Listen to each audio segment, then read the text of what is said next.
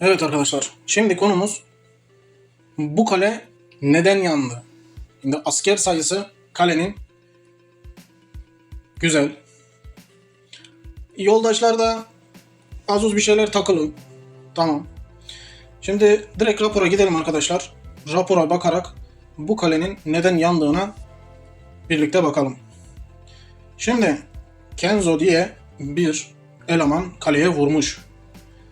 Piyade kareyle vurmuş, menzil kareyle savunma yapılmış.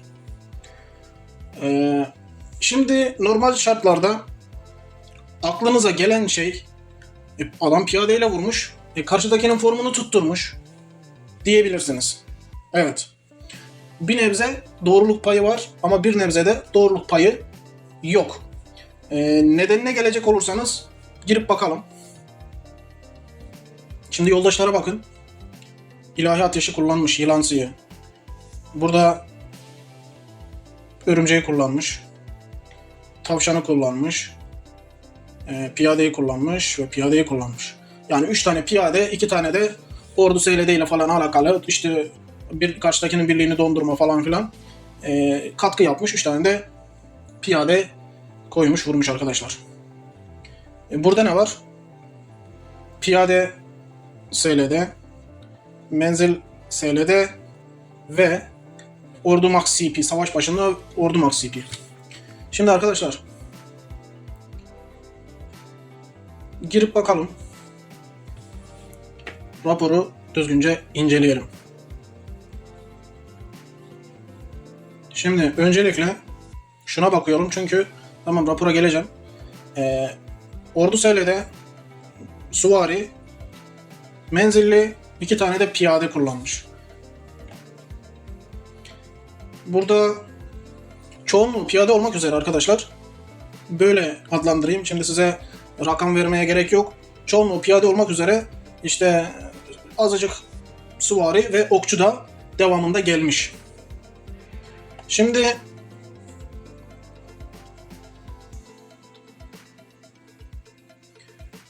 kale sahibine sorduğumda bana diyor ki mesela arkadaş vardı kalede işte tam olarak savunmayı yapamamış.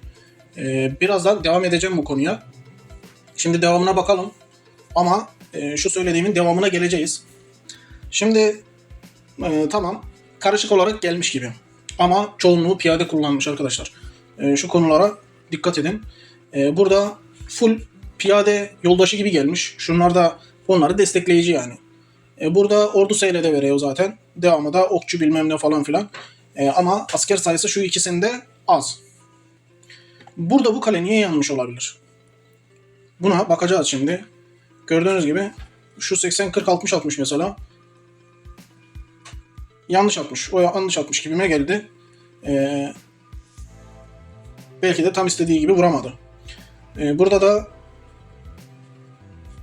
yani süvari, 2 tane okçu. Burada da süvari, bir tane de piyade.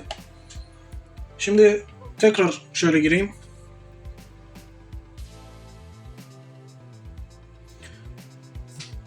Burada benim gördüğüm kadarıyla sadece okçu gitmiş. Piyadeye gelmemiş. Piyadede hiçbir şey yok. Şimdi savaşa gidip bakmak istiyorum. Şimdi bir konuya değineceğim. Evet. Savaşa gittik arkadaşlar. Şöyle bir değerlendirelim bakalım. Gördüğünüz gibi yoldaş başında hemen işe başladı. Bunun yoldaşları işe başlıyor çünkü neden de şu. Bunun askeri daha az. Daha az olduğu için hemen askerine şimdi 2M'in %10'u nedir? 200k falandır. O hemen işe yaramaya başlıyor. Bir de zaten onlarda tek tip piyade olduğu için ön tarafta piyade hemen azaldığından dolayı hemen işe yarıyor. Bakın karşı tarafın şeyine okçusu çıkıyor yoldaş olarak.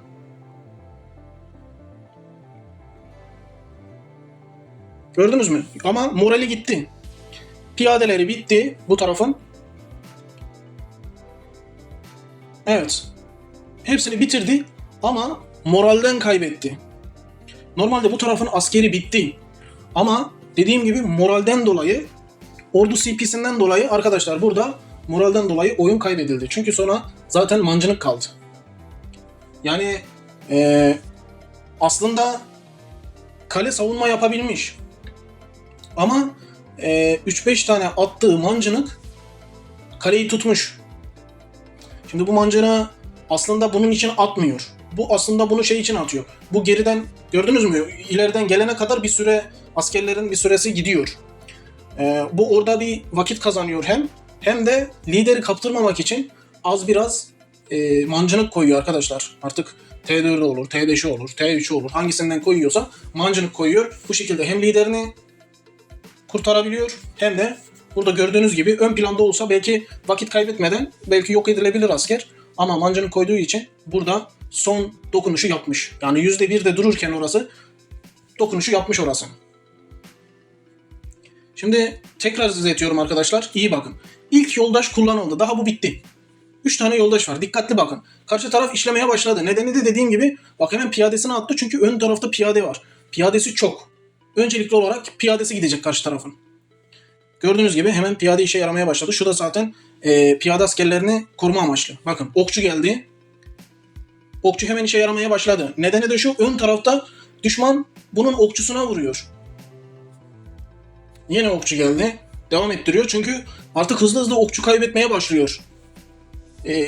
Daha hızlı bir şekilde gelmeye başlıyorsa bilin ki bayağı okçu gitmeye başlıyor. Şu an mesela piyadeleri hallettiler, süvariyi hallettiler, okçuya gidiyorlar.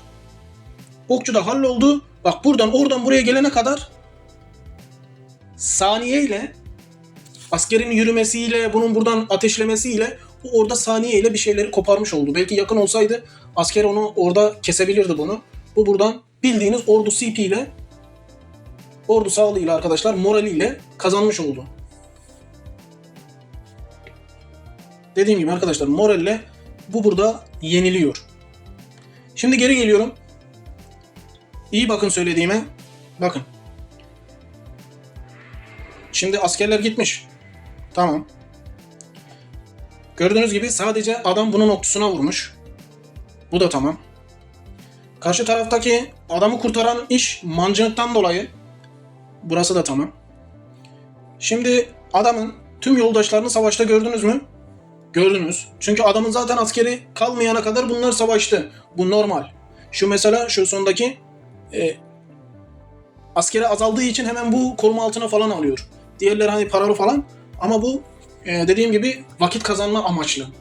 Şimdi morali belli bir yerde tutma amacı taşıyor. Bir tane bu şekilde ekleme yapmış. Şimdi savaş devam ediyor arkadaşlar. Ve şimdi bizim tarafa geleceğim. Şurada bir problem yok. Bakın. Şu ordu hero'larında sorun yok. Bir şekilde koymuş. Tamam. Şu menzilliler daha çok orada çatıştı. Çünkü menzilliye vurdu karşı taraf. Buradaki bir tane işe yaramayan bir şey vardı arkadaşlar. O da piyade yoldaşı. Şimdi arkadaşlar önceden de bahsettiğim konulardan biri işte bu. Şimdi bunu kaleye duvarına yerleştirebilirsiniz. Buradaki sorun şu oluyor. Şimdi bu ikisi hemen hemen aynı yoldaşlar. Biri okçu için, biri piyade için. Adam sana vurdu. Sadece senin okçunu götürüyor. Bu sefer senin piyade yoldaşın işe yaramaz. Anlatmak istediğim konu aslında burada bu. Bu burada yoldaş hiç çalışmamış. Bu şu CP veren savaşın başında gelmiş, kendini kullanmış. Okçu devam etmiş. Okçu devam edebilir de hala. Belli bir süre sonra okçuyu görmediniz mesela. Çünkü oradan sonra artık iş kopuyor. Bunun askerler ileri çıkıyor. Diğerlerine atıyorum adamın piyadesi bitiyor. İşte süvarisine vuruyor. Süvarisinde sonra şeye vuruyor. Okçuya gidiyor vuruyor mesela. Buralarda zaten bu kale savaşı kazanıyor görünüyor. Bundan dolayı artık işte burada okçu CP yoldaş hiç aslında bir yerde çalışıp bekliyor. Çünkü bunda artık kazanma olmuyor. Ondan sonra vakit hem süreye oynuyor hem de morale oynanmış oluyor. Moral de zaten %1 iken o yolu alana kadar adamın mancını bunun burada indiriyor arkadaşlar. Yani normal koşullarda bu kale savaşı kazanmış gibi ama durduk yere mancınıktan dolayı savaş kaybedilmiş. Yani bunun işte şunu söyleyebilirim. Büyük olasılık mancınıktan dolayı gitmiş. Asker sayısı güzel. Tamam, bu kalenin ordu CP'si falan fazla işe yaramıyor olabilir. Karşı taraf kadar güçlü olamayabilir. Çünkü karşı tarafta paralı yoldaşlar falan vardı. Tamam, o kadar işe yaramayabilir. Ama kalede asker sayısı var.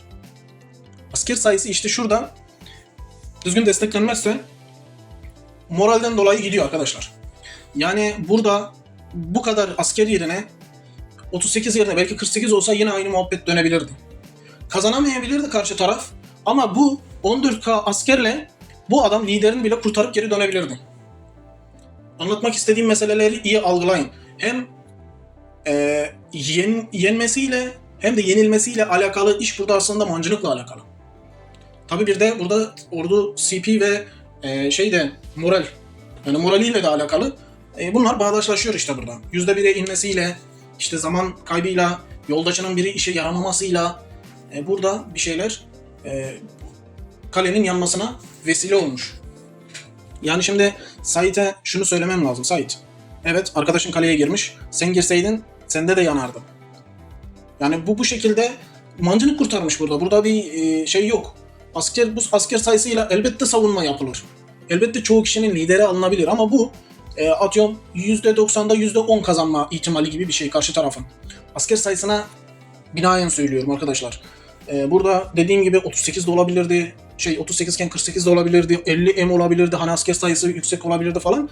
Ama burada işe moral, ordu CP'si işe girdiği için savaşın büyük çoğunluğuyla götürülmesi, sona ermesi buna bağlı. Ondan dolayı bu kale yanmış arkadaşlar. Bundan dolayı diyorum ki kalenizde işte yoldaş anlamına mesela dediğim gibi videolarda söylüyorum. Birkaç tane hani yoldaş koyarken savunmaya falan o savaş başında işe yarayacak bir şey koyulması daha iyi olabilir. Bunu mesela 2 tane bundan koymak yerine belki ikisini de savaş başında işe yarayacak bir şey de koyulabilirdi. Yoldaş. Yani buna aslında kendiniz karar vermeniz lazım. Biz sadece görüş bildiriyoruz arkadaşlar. Bakın bu şekilde bundan dolayı kaynaklanıyor diye. Yoksa atıyorum mesela belki bir tane daha ordu CP destekleyici bir şey olmuş olsaydı son dokunuşu belki burada o kaleye yapardı. 14K mancınık çok bir şey değil. Asker mancına gelip dokunması mancının bittiği demek arkadaşlar. İşte böyle bir artık saçmalık derseniz saçmalık arkadaşlar. Ama dediğim gibi 38 asker az değil. Yani çok iyi kalelerden de lider alabilir. İyi gününe denk gelmesi lazım. Yani düzgün bir şekilde savunması yapılması lazım. Bu şekilde arkadaşlar değerlendirdik kaleyi. Şimdi karşıdaki adam da böyle. Şimdi şunu söyleyeyim karşıdaki adamı değerlendirirken arkadaşlar bu kale çok iyi bir kale değil. Şimdi bu piyade çoğunluğuyla vurmuş. Orasına bir sözüm yok. Piyade çoğunluklu vurmuş. Menzil kare yerine farklı formasyonlar da işe yarayabilirdi, yaramayabilirdi. Adam mesela piyade gelmiş. Piyadeye en ne götürürdü? Atıyorum süvari. Süvari formasyonda da adamı yiyebilirdi mesela. Ya da yiyemeyebilirdi. Aynı mantık ona da işlerdi yani. Onun için diyorum ki Sait'e hani burada aslında formasyonla alakalı pek bir durum olmayabilir. Çünkü işe mancınık girmiş. Zaten kaledeki asker karşı tarafı tam olarak yeniyormuş ama dediğim gibi kaptanın CP'si senin kaleden çok, güç olarak da aynı şekilde senin kalendeki asker aslında yenerken dediğim gibi son saniye CP'den dolayı, moralden dolayı kaybetmişsin. Yoksa bu kaptan kale çok güçlü bir kale değil. Çok güçlü bir kale değil, onu söyleyeyim. Normal yani. Buna karşı rahatlıkla aslında savunma yapılabilir. Dediğim gibi bunu bir kez mesela kaybettin diyelim buna karşı. Bir sonrakinde vurdu. Mesela çok rahat kazanabilirsin. Yani çok rahat kazanabilirsin, onu da söyleyeyim. Bazen öyle de olabilir. Bazen mancana onu kurtarmaz. Hani bu şekilde denk gelmez. Adam mesela vuruyor. Yapmak açısından demeyeyim de mesela liderini geri götürme açısından söyleyeyim. Atıyorum mesela 5 tane vuruyor, 6 tane vuruyor. Lideri kaptırıyor. Bir tanesinde de mesela mancanayla birlikte adamın askeri geri dönüyor. Mancınıyla birlikte işte lideri geri geliyor. Liderini kurtarmış oluyor. Bu da aynı şekilde atıyorum. Belki 5-6 tane bu kaleye vurur. Lider kaptırır. Ama bir tanesi de bu şekilde bunu yakar. O da moralden kaybedersin. Böyle arkadaşlar. Dediğim gibi ufak tefek eksiklik, yanlışlıklar olmuş. Yani dediğim gibi yoldaş gibi mesela bir şeyler eksiklik oluyor kalede.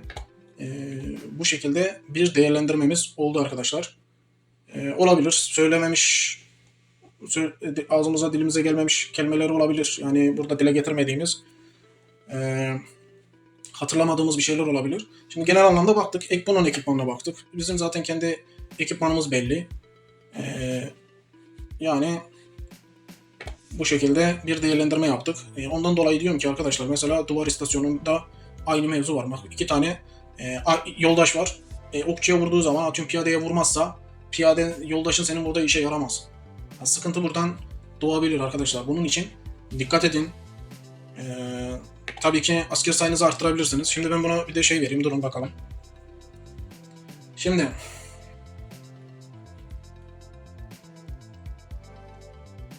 burada aslında T4 sayısı yeter.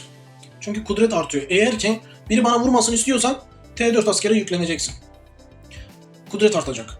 Eğer ki ya kudretim düşük kalsın deyip de savunma yapayım diye düşünürsen T2 askerini arttıracaksın.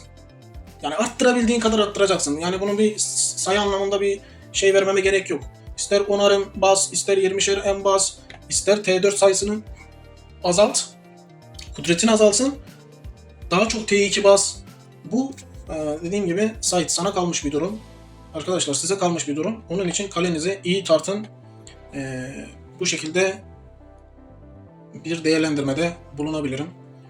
Burada şeye takılmayın arkadaşlar, işte ben menzil tuzağım, ben piyade tuzağım gibi mevzular. Ya karşıdaki adam sağlamsa, senden sağlamsa, CP'si sağlamsa adam seni eninde sonunda yakıyor. Ya görüyorsunuz, bazen asker sayısına da bağlı kalmıyor böyle durumlar. Şimdi mix, ekip şeylerin mix mesela senin. Tam olarak yani nereden baksan eşit gibi bir şey. Arada fazla bir şey oynamaz. Asker sayın. Yani hangi formasyonu alırsan al aynı mevzu. Sadece karşıdakinin geleceği forma göre senin savunma ritmin değişir. Bu kadar. İleri dönemlerde daha detaylı bilgiler vereceğim tuzak kale açısından. Ve herkesin, yani şimdi değerlendirmeler yapıyorum kaleler için. Yani milletin aslında nasıl savunma yaptığını, tuzak yapıyor ama dediğim gibi mesela ben okçu tuzağım, ben piyade tuzağım dediğinde neleri baz aldığını falan ileride bakacağız arkadaşlar. Ama şunu söyleyebilirim. Asker sayısının fazlalığı size yarar sağlar mı? Sağlar. Ama yoldaşlarınızın da işte kaleyi desteklemesi, işte buradaki her şey aslında artık dekorasyonda çıktı, yok ordu teması, her şeyde artık saldırı, CP bilmem ne falan filan destekleri var. Bunların hepsi artık kalenizi destekleyen şeyler. Karşıdaki illaki bu kaleden güçlü olduğu için moral olarak bu şekilde bir kayba uğramış arkadaşlar. Eksiğimiz, kusurumuz varsa kusura bakmayın. Dediğim gibi diğer videolarda devam edeceğiz. Daha çok kale inceleyeceğiz arkadaşlar. Bugünlük bu kadardı. Kendinize iyi bakın. Görüşmek üzere. Sağlıcakla kalın.